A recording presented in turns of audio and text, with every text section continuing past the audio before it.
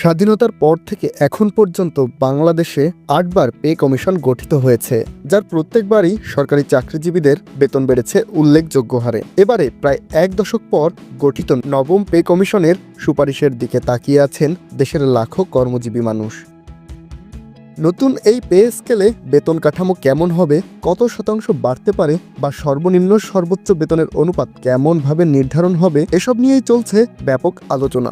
এবার শুধু বেতন বাড়ানোই নয়, বরং স্বাধীনতার পর প্রথমবারের মতো গ্রেড কমানোর বিষয়টিও বিবেচনায় এসেছে বলে জানা গেছে। কমিশনের ভাবনায় রয়েছে সর্বোচ্চ ও সর্বনিম্ন বেতনের অনুপাত কমিয়ে সরকারি চাকরি ক্ষেত্রে বিদ্যমান বৈষম্য দূর করা।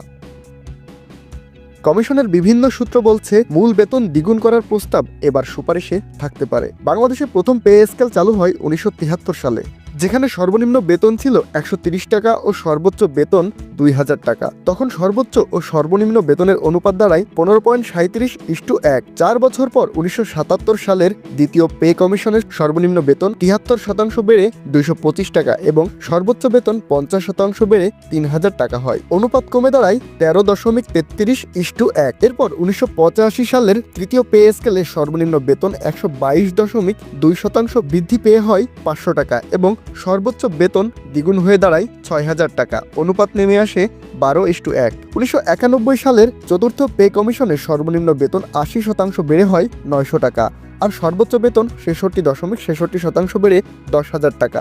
অনুপাত দাঁড়ায় ১১.১১:১। ১৯৯৭ সালের পঞ্চম পে স্কেলে অনুপাত আরও কমিয়ে ১০:১ নির্ধারণ করা হয়। তখন সর্বনিম্ন বেতন হয় ১৫০০ টাকা ও সর্বোচ্চ ১৫,০০০ টাকা। এরপর ২০০৫ সালে ষষ্ঠ পে স্কেলে সর্বনিম্ন বেতন ৬০% বেড়ে হয় ২৪০০ টাকা এবং সর্বোচ্চ বেতন ২৩,০০০ টাকা। অনুপাত দাঁড়ায় ৯.৫৮:১। ২০০৯ সালের সপ্তম পে স্কেলে সর্বনিম্ন বেতন ৪,১০০ টাকা ও সর্বোচ্চ বেতন ৪০,০০০ টাকা নির্ধারিত হয়, যা যথাক্রমে ৭০.৮৩ এবং ৭৩.৯১% বৃদ্ধি পায়। ২০১৫ সালে প্রণীত অষ্টম পে স্কেলে সর্বনিম্ন বেতন ১০১.২২% বাড়িয়ে ৮,২৫০ টাকা এবং সর্বোচ্চ বেতন ৯৫% বাড়িয়ে ৭৮,০০০ টাকা করা হয়, যেখানে অনুপাত নেমে আসে ৯.৪৫:১। অর্থাৎ স্বাধীনতার পর থেকে পে স্কেল যত এগিয়েছে, বেতনের পার্থক্য বা বৈষম্য ধীরে ধীরে কমেছে।